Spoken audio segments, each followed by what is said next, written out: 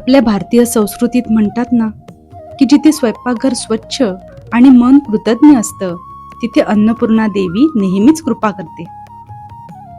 आपलं स्वयंपाकघर जितकं स्वच्छ, शुद्ध, तितकी अन्नपूर्णा देवीची उपस्थिती अधिक जाणवते.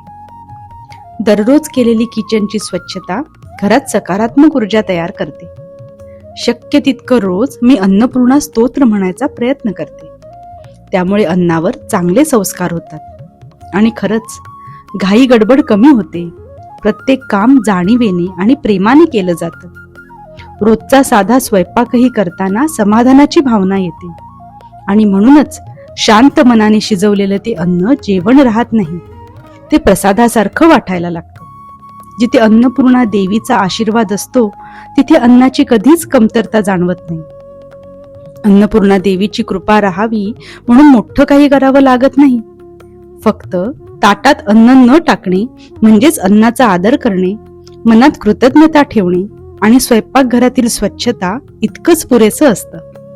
आणि शक्य असेल तेव्हा थोडंसं का होईना अन्न वाटलं तर समाधानाची भावना अजूनच वाढते.